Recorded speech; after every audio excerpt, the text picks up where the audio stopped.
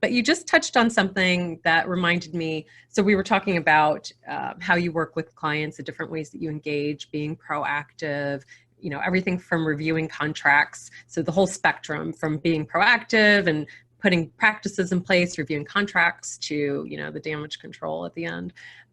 But what I really like about your approach as well, so first of all, I love that you specialize in healthcare because, just as I wouldn't want someone updating their estate plan with their guy that does all their real estate transactions, right? I really want to make sure that they are using an attorney who specializes in estate planning. For the work that you do, I think it's really, really valuable that you bring the expertise that you have within healthcare to the table, because it's a very different lens with a very technical set of, just very technical knowledge as well.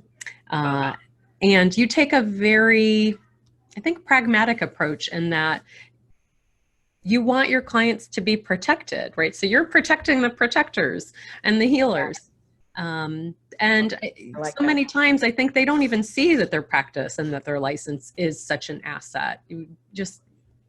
We talked about this a little bit earlier. When they think about asset protection, they might be actually thinking about the dollars in the bank, the dollars in the investments, the second home, the cars, the boats, whatever, but not necessarily something as simple and intangible as the license.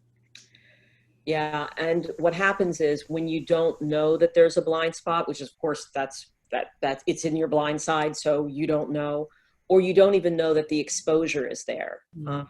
I get so many clients, I'm always amazed, who have a generalist, just like an internist. But when you have a specialized disease process, you don't go to your internist or your primary care provider. You have them refer you to a specialist who does only this. Yes. So, if you have diabetes, you're not going to have somebody manage that if you're having problems without knowing that, wait a second, I need to make sure that I see a specialist. What happens is if you have somebody who has done your will, you go to them and say, oh my gosh, I just got a subpoena from the Maryland Board of Physicians. And you know what, can you help me respond to it?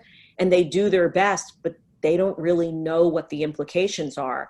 And they don't know that the repercussions are this sort of domino effect of if that investigation goes beyond the triage level, and the subpoena is the first step, if those records are not good and consistent with the Maryland Practice Act under whatever health occupation you practice, then all of a sudden, if there's an investigation or your hospital changes your privileges, you get a report filed with National Practitioner Data Bank, which is this centralized repository where people can go and check to see, has this doctor ever had trouble in any other state? Because what used to happen is that doctors would get in trouble and they would hop to another state. Relocate. Well, NPDB prevents that. But the reporting guidelines are very, very harsh against healthcare providers. So what I like to do is let's figure out exactly where those dominoes could fall, and let's prevent as many of them from falling as possible. If they do fall, let's do some cleanup. Right. If you get a report to National Practitioner Data Bank, let's go ahead and file a dispute. A dispute is your side of the story, so that there's not only just one side of the narrative, but you get to have your say.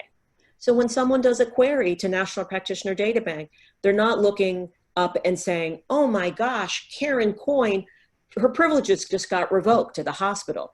They're saying they got revoked, but this is what was going on in her life. She missed a surgery, but she had this issue going on, with one of her children. That balance in the story can be the difference between your career being ruined and your career being saved. Absolutely. But it's frightening.